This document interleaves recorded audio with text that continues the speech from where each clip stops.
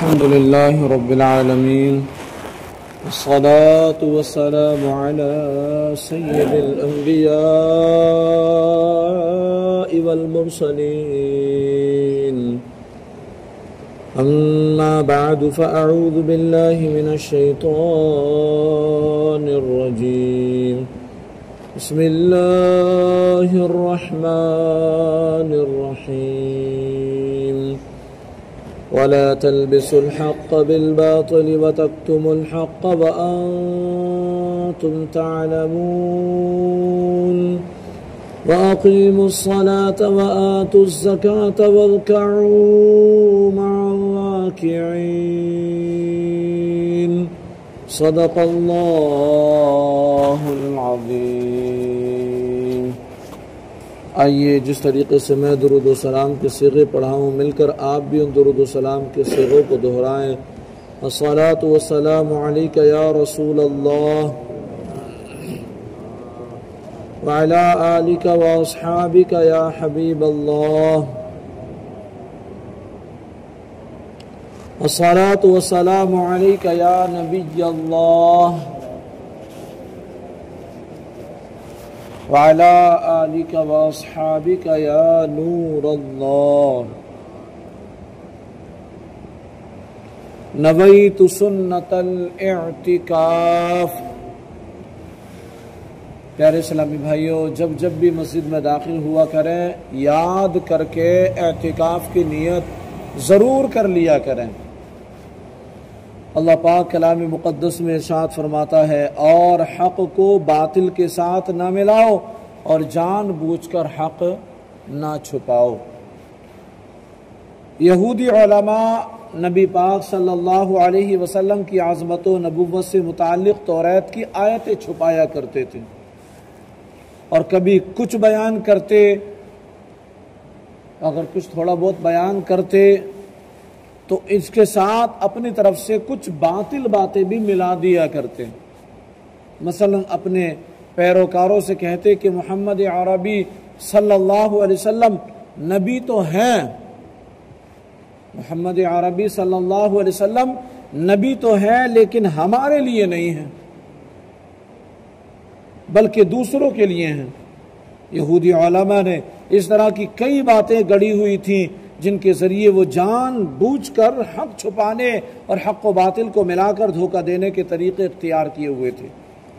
علامہ علی قاری محمد بن خازن رحمۃ اللہ علیہ فرماتے ہیں کہ اس آیت سے معلوم ہوا کہ ہر ایک کو چاہیے کہ وہ حق کو باطل سے نہ ملائے اور نہ ہی حق کو چھپائے، کیونکہ اس میں فساد اور نقصان ہے۔ اور یہ بھی معلوم ہوا کہ حق بات جاننے والے پر اسے ظاہر کرنا واجب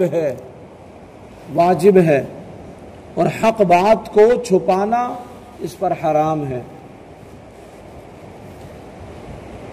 وَأَقِيمُوا الصَّلَاةَ وَآتُوا الزَّكَاةَ وَارْكَعُوا مَعَ الرَّاكِعِينَ، اور نماز قائم رکھو اور زکوٰۃ ادا کرو اور رکوع کرنے والوں کے ساتھ مل کر رکوع کرو۔ اس سے پہلی آیات میں یہودیوں کو ایمان لانے کا حکم دیا گیا، پھر انہیں حق کو باطل کے ساتھ ملانے اور نبی پاک صلی اللہ علیہ وسلم کی نبوت کے دلائل چھپانے سے منع کیا گیا۔ اب ان کے سامنے وہ شرعی احکام بیان کیے جا رہے ہیں جو ایمان قبول کرنے کے بعد ان پر لازم ہیں، جو ایمان قبول کرنے کے بعد لازم ہوتے ہیں۔ لہذا فرمایا گیا کہ اے یہودیوں، تم ایمان قبول کر کے مسلمانوں کی طرح 5 نمازیں ان کے حقوق اور شرائط کے ساتھ ادا کرو، اور جس طرح مسلمان اپنے مالوں کی زکوٰۃ ادا کرتے ہیں اسی طرح تم بھی اپنے مالوں کی زکوٰۃ دو، اور میرے حبیب صلی اللہ علیہ وآلہ وسلم اور ان کے صحابہ کے ساتھ باجماعت نماز ادا کرو۔ اس آیت میں جماعت کے ساتھ نماز ادا کرنے کی ترغیب بھی ہے۔ احادیث میں جماعت کے ساتھ نماز ادا کرنے کی کثیر فضائل بیان کیے گئے ہیں۔ لہذا حضرت عبداللہ بن عمر رضی اللہ تعالیٰ عنہ سے روایت ہے کہ نبی پاک صلی اللہ علیہ وسلم نے ارشاد فرمایا، جماعت کے ساتھ نماز پڑھنا تنہا نماز پڑھنے سے 27 درجے زیادہ فضیلت رکھتا ہے۔ جی ہاں، حضرت عثمان غنی رضی اللہ تعالیٰ عنہ کے غلام حضرت حمران رضی اللہ تعالیٰ عنہ سے روایت ہے کہ نبی پاک صلی اللہ علیہ وسلم نے ارشاد فرمایا، جس نے کامل وضو کیا پھر فرض نماز کے لیے چلا اور امام کے ساتھ نماز پڑھی، اس کے گناہ بخش دیے جائیں گے، اس کے گناہ بخش دیے جائیں گے۔ اور سنو، حضرت ابو ہریرہ رضی اللہ تعالیٰ عنہ سے روایت ہے کہ میرے نبی پاک صلی اللہ علیہ وسلم نے ارشاد فرمایا، جو اچھی طرح وضو کر کے مسجد کو جائے، لوگوں کو اس حال میں پائے کہ وہ نماز پڑھ چکے ہیں، تو اللہ تعالیٰ اسے بھی جماعت سے نماز پڑھنے والوں کی مثل ثواب دے گا اور ان کے ثواب سے کچھ کم نہ ہوگا۔ یہ اس کے لیے ہے جس کو کڑن ہے کہ نہیں مجھے جماعت سے ہی نماز پڑھنا ہے، جماعت میں ہی شامل ہونا ہے، لیکن جب وہ مسجد میں داخل ہوا دیکھا تو جماعت نکل چکی تھی، تو کیونکہ نیت اس کی پکی تھی، اللہ کے رسول فرماتے ہیں افضل العمل النیت صادقہ، سچی نیت سب سے افضل عمل ہے۔ بندہ جب سچی نیت کے ساتھ چلتا ہے، اللہ پاک اس کے ہر عمل کو اپنی بارگاہ میں قبول فرماتا ہے۔ یہ سچی نیت والوں کے لیے ہے۔ اب ہمارے یہاں تو ہوتا یہ ہے کہ سستی کی وجہ سے نمازیں چھوٹ جاتی ہیں، نمازیں تو دور، جماعت تو دور کی بات ہے، نماز ہی نہیں پڑھی جاتی، نمازوں ہی کو ضائع کر دیا جاتا ہے، نمازیں پڑھی نہیں جاتی، جو چھوٹ گئی چھوٹ گئی۔ میں آپ کو بتاؤں، حدیث پاک میں ہے اللہ کے رسول صلی اللہ علیہ وسلم ارشاد فرماتے ہیں کہ جس نے جان بوجھ کر ایک وقت کی نماز قضا کی، یہاں قضا کا لفظ بیان کیا گیا، یہاں چھوڑنے کا لفظ بیان نہیں کیا گیا، فرمایا کہ جو ایک وقت کی نماز جان بوجھ کر قضا کرتا ہے، قضا کر کے پڑھتا ہے، اس کا نام جہنم کے دروازے پر لکھ دیا جاتا ہے۔ یہ اس کے لیے وعید ہے کہ جو نماز پڑھتا ہے، نماز چھوڑتا نہیں لیکن وقت گزار دیتا ہے، وقت کی قدر نہیں کرتا۔ اب فجر کی نماز کا جو وقت ہے وہ تقریباً 16 منٹ تک ہے، 5:16 تک، اور جیسے 16 منٹ ہوں گے تو فجر کا وقت ختم ہو جائے گا۔ اب بہت سارے کئی ایک وہ اسلامی بھائی ہیں جن کو وقت کی قدر ہی نہیں، رہتا ہے وقت رہے، چلا جاتا ہے چلا جائے، ہمیں کیا لینا۔ بہت سارے تو ایسے ہیں کہ آ کر کے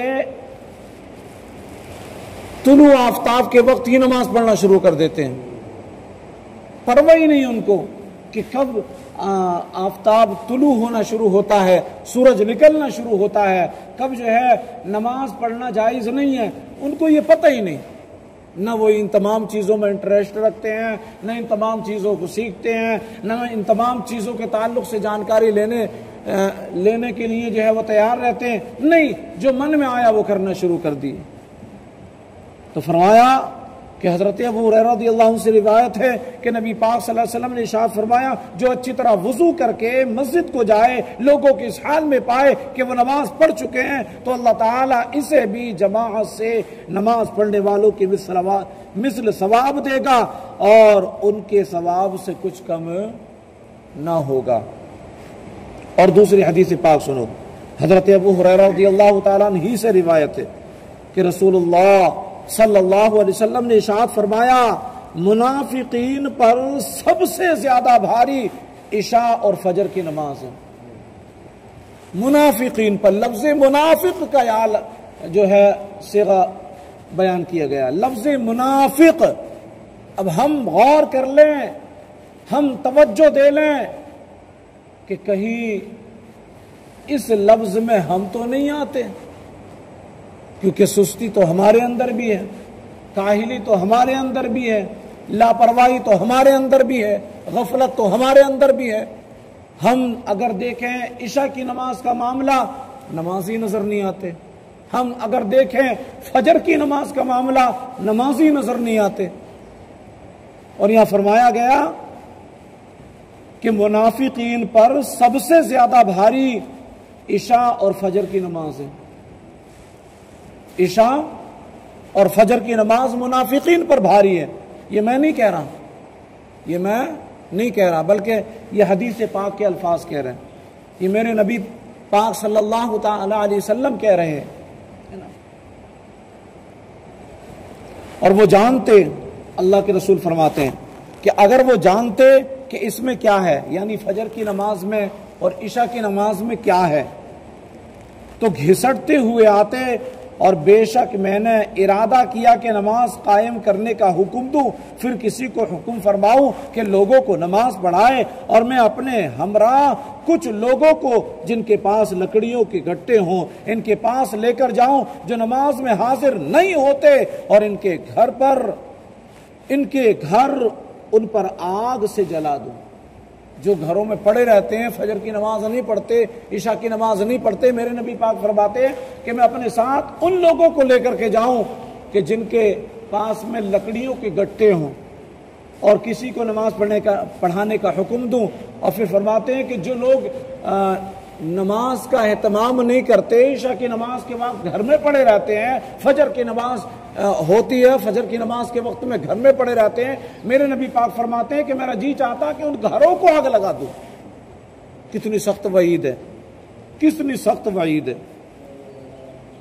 بزرگان دین کے نزدیک با جماعت نماز ادا کرنے کی اہمیت کس قدر تھی کہ ان کا اندازہ ان دو حکایات سے لگایا جا سکتا ہے. حضرت عبداللہ بن عمر رضی اللہ عنہ فرماتے ہیں کہ حضرت عمر فاروق اعظم اپنے ایک باپ کی طرف تشریف لے گئے. جب واپس ہوئے تو لوگ نماز عصر ادا کر چکے تھے. یہ دیکھ کر آپ نے انا للہ و انا الیہ راجعون پڑھا اور ارشاد فرمایا میری عصر کی جماعت فوت ہو گئی ہے، لہذا میں تمہیں گواہ بناتا ہوں کہ میرا باغ مساکین پر صدقہ ہے تاکہ یہ اس کام کا کفارہ ہو جائے، کہ اس باغ کی وجہ سے، اس باغ کی خوبصورتی کی وجہ سے، اس مال کی وجہ سے میری نماز قضا ہوئی، میری جماعت چھوٹ گئی، لہذا میں تم کو گواہ بناتا ہوں کہ اس باغ ہی کو صدقہ کر دیتا ہوں. کسی اعلیٰ سوچ تھی ان کی.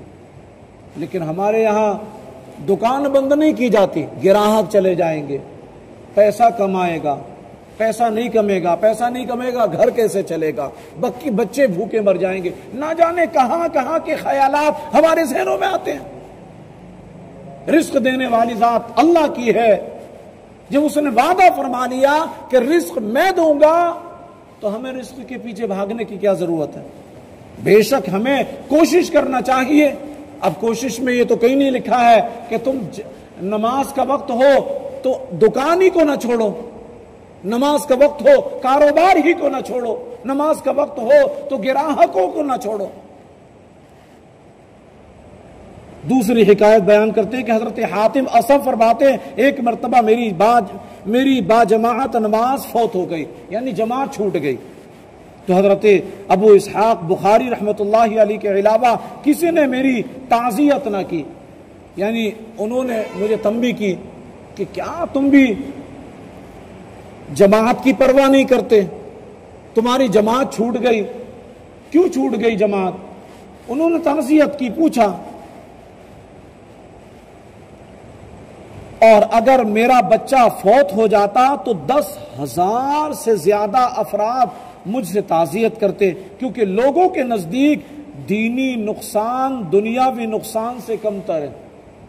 فرماتے ہیں کہ نماز فوت ہو جانے پر کوئی تعزیت نہیں کرتا سوائے ایک بندے کے، اور اگر میرا بچہ فوت ہو جاتا، یہ دنیاوی ہے، تو ایک نہیں 10,000 لوگ مجھ سے اس کی تعزیت کرتے. تو پتہ چلا آپ فرماتے ہیں کہ دین کی نقصان پر کوئی تعزیت کرنے کے لیے تیار نہیں، اور دنیا کا اگر نقصان ہو جائے تو 10,000 لوگ آتے ہیں تعزیت کرنے کے لیے. اللہ تعالیٰ سب مسلمانوں کو با جماعت نماز ادا کرنے کی توفیق عطا فرمائے. آمین بجاہ النبی الامین صلی اللہ علیہ وسلم. صلو علی الحبیب صلی اللہ علی محمد صلی اللہ علیہ وسلم. الحمدللہ رب العالمین والصلاة والسلام علی سید الانبیاء والمرسلین. یا رب مصطفیٰ رسول کریم صلی اللہ علیہ وسلم کے واسطے ہمارے والدین کی، ہمارے استاد و پیر کی اور ساری امت مسلمہ کی مغفرت فرما دے۔ اے اللہ پاک، کلام مقدس کی تلاوت کی، اس کا ترجمہ بیان کیا، اس کی تفسیر بیان کی، مولا اسے اپنی بارگاہ میں قبول و مقبول فرما لے۔ اے اللہ، قرآن پاک کی تفسیر کے حلقے کی برکت سے ہماری جملہ آزمائشیں، جملہ تکالیف، جملہ پریشانیاں دور کر دے۔ اے اللہ، ہم سب کے رزق میں برکتیں دے دے، کاروبار میں وسعتیں دے دے۔ اے اللہ، ہم سب کو خوشحالیاں عطا کر دے، بدحالیوں سے نجات عطا کر دے۔ اے اللہ، ہمیں جو مقروض ہیں بار قرض سے ان کو سبک دوشی عطا فرما دے۔ اے اللہ، جو بے اولاد ہیں ان کو صاحب اولاد بنا دے۔ اے اللہ، جو مقروض ہیں ان کو بار قرض سے اے اللہ سبک دوشی عطا فرما۔ اے اللہ، ہم سب کو نیک، متقی، پرہیزگار بنا دے، تقوی شعار بنا دے۔ اے اللہ، تیری رضا والے کاموں میں لگا دے، تیری ناراضگی والے کاموں سے بچا لے۔ اے اللہ، ایک گھر پر نکاح خوانی کا اہتمام ہے، مولا اس میں برکت عطا فرما دے۔ یا اللہ، خیر سے نکاح خوانی ہو جائے، تیرے نبی پاک صلی اللہ علیہ وسلم کی سنت کی ادائیگی ہو جائے، مولا ایسا کرم فرما دے۔ اے اللہ، تمام آفتوں، مصیبتوں، آزمائشوں کو دور کر دے۔ اے اللہ، ہماری ان دعاؤں پر رحمت کی نظر فرما دے۔ سبحان ربک رب العزت عما یصفون وسلام علی المرسلین والحمد للہ رب العالمین۔ لا الہ الا اللہ محمد رسول اللہ صلی اللہ علیہ وسلم۔ یا نبی سلام علیکہ، یا رسول سلام علیکہ، یا حبیب سلام علیکہ، صلوات اللہ علیکہ۔ آپ کا تشریف لانا وقت بھی کتنا سہانا، جگمگا اٹھا زمانہ، حورے گاتی تھی ترانہ۔ یا نبی سلام علیکہ، یا رسول سلام علیکہ، یا حبیب سلام علیکہ، صلوات اللہ علیکہ۔ الصلاة والسلام علیکہ یا رسول اللہ، الصلاة والسلام علیکہ یا حبیب اللہ، الصلاة والسلام علیکہ یا نبی اللہ، وعلی آلکہ